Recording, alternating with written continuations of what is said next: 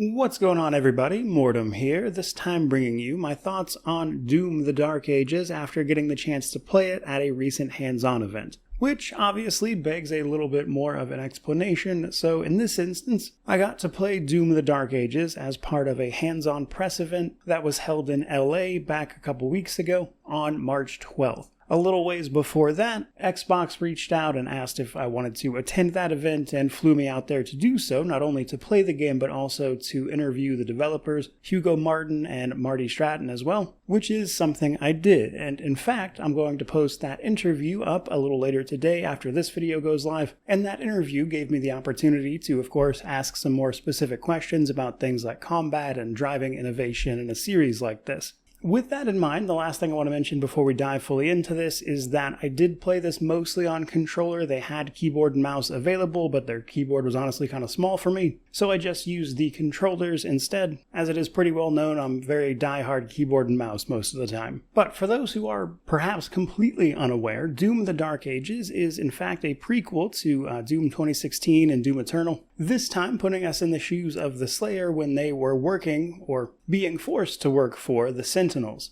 And with that setup comes a much more, let's say, medieval approach to both the aesthetic as well as the overall combat, with using things like a flail and a shield that is vitally important to your success, alongside a stand and fight philosophy, kind of being the hallmarks of what to expect here. But what I played was not, the retail build of the game by any means. In fact, it was a build catered specifically for the event. This basically means that we were going to play through portions of the first few missions, with much of what I am showing you via recording what I played of the fourth mission, the Siege level, which is much more open comparatively than the more traditional levels that came prior. But it did offer up the opportunity to both ride the dragon mounted with machine guns, pilot the Atlan, alongside, of course, just the more standard guns blazing or shield throwing approach to combat. But what struck me as especially noteworthy before I actually got into the game proper was the difficulty options. So Doom: The Dark Ages is going to feature a pretty substantially customizable difficulty level. And while the game on a behind-the-scenes level won't let you touch literally everything going on, it does offer up both presets alongside a host of things to customize. In fact, having the opportunity to interview the devs, they even mentioned that one thing they like to do at the office is slow down the game's projectile speed, but make sure the damage for those things is off the charts.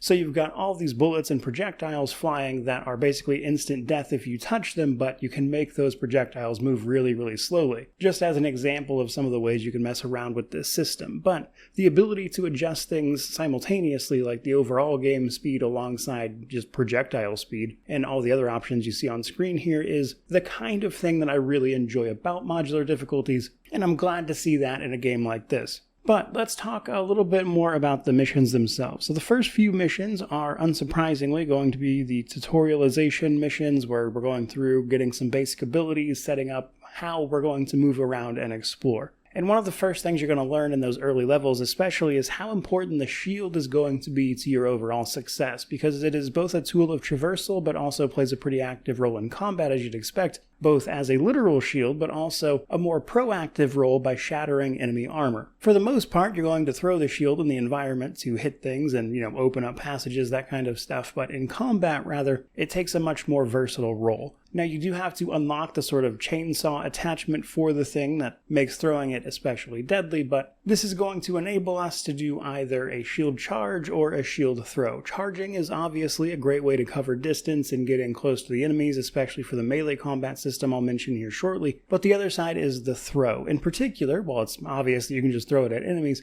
a lot of enemies will have armor. That armor, or any sort of metal shield, that kind of thing, can then be heated up by simply attacking it. And then when it's really hot and glowing red, or superheated as the game calls it, you can throw your shield to shatter that on those enemies, thus making them vulnerable, and in the case of smaller enemies, wiping them out entirely, potentially even in groups. So getting along well with the shield is paramount to your success in this game. More on that in a moment, though, because another part of this game seems to revolve around, I would say, sort of perfect dodges or parries, both in terms of the dragon, the Atlan, but also our character, the Slayer. So on the dragon, as an example, you can go into a sort of aim mode when you're trying to take down specific targets, and when this is happening, both in this mode and other modes, when projectiles and things flash green at you, they can either be dodged or parried. And doing that, and perfectly timing it, will actually give you an enhanced fire mode for the dragon, which made taking down targets easier, whereas in the Atlan, it just simply sets you up to further destroy the enemies that you're taking on at the time. Now, in regular combat mode, the principle is still the same, but it provides us greater opportunities, especially in relation to the waves of enemies we'll potentially have coming at us. All of which I think really speaks to the game's stand and fight philosophy, which is where the game's sort of, I guess, improved melee system would be the way to put it, comes into play. So there's a few different melee weapons you're going to get, the gauntlet, but the flail, probably perhaps the most iconic for a game that is clearly going for a very medieval vibe, can all be used to attack enemies in melee, as you'd imagine, but they all deal pretty devastating damage. Now, the limiting factor here is that you have to have melee charges in order to use them. And when you're on the ground doing this, against, say, larger enemies, they have attacks that can be parried. If you parry and do it properly, you'll actually regain a charge of your melee weapon, allowing you to attack, parry, build up charges, and keep whacking away at things in melee, which is going to then allow you to actually stand and fight even against bigger enemies, which is actually going to be ideal in a lot of cases because that build up of your resources in the back and forth can even superheat that armor so you can destroy it, letting you really lean into that stand and fight philosophy, which is helped out by the fact that this is a game that I would say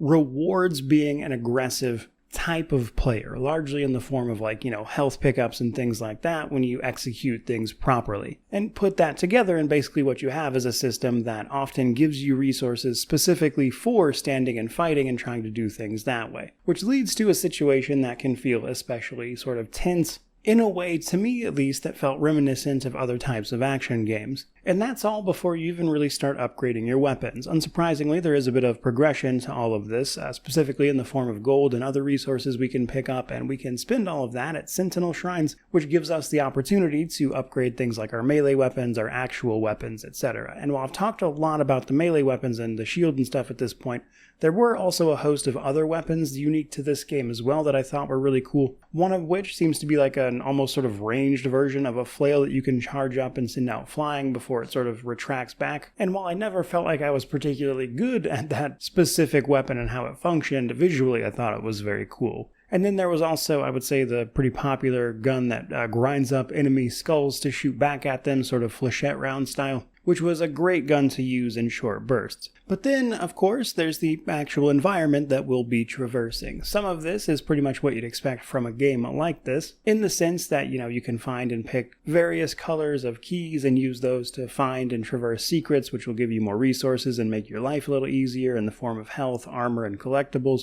especially in, I would say, the more traditional, pretty linear levels where you're moving through a sort of set experience. Now, where things get a little interesting is where most of the footage you're seeing is coming from, actually, which is to say the more open-ended levels, in the sense that you can kind of just pursue the objective for that level as you see fit in a much bigger open area that is filled with a lot of, say, optional encounters, which I think will make for an interesting look at pacing in a game like this, because how much of that content you see and what all you bother to do in terms of exploration and running around these levels, what secrets you find, is obviously going to be a bit more determined by your own pace, not to mention all the difficulty options. So all of that is also in pretty stark contrast to what was a much more sort of platformy experience in a game like Doom Eternal. Everything here, especially because of how the game's stand and fight philosophy works, remains much more grounded, and while there is definitely some moving around levels and things can certainly get a little frantic here and there, movement, and especially engaging with enemies, has a very sort of methodical,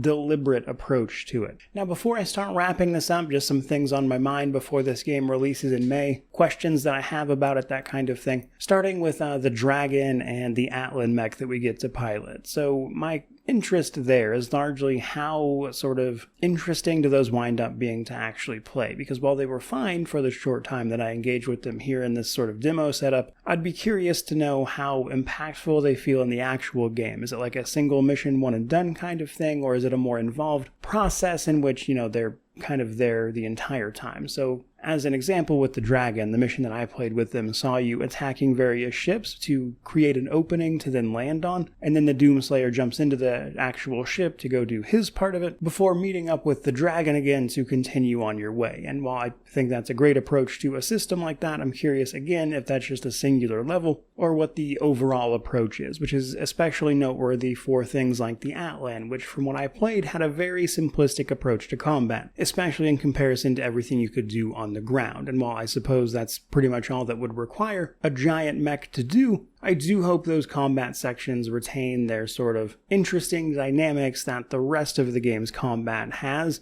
as opposed to just purely being a showpiece. But otherwise, having played this game for myself, it seems to largely be what I want from this title, and for those who don't know me, I suppose, when I play games like this, it is almost exclusively to take a break from the very big, engaging RPGs that I tend to play that have, a ton of systems to engage with, whereas games like this, and just that overall process in general, are really more focused purely on the gameplay, where I can have fun shooting and smashing things as opposed to worrying about what stats to prioritize. And on that front, this game seems to deliver that in spades, and hopefully that will be the case when it actually launches in the middle of May. But for now, I think that's pretty much going to do it for this video. I certainly hope you enjoyed it. If you did, by all means, like, comment, subscribe, let me know how you feel about this one down in the comment section below. But regardless of any of that, truly, just thank you so much for watching. I really do appreciate it. May you wander in wisdom and have an amazing day.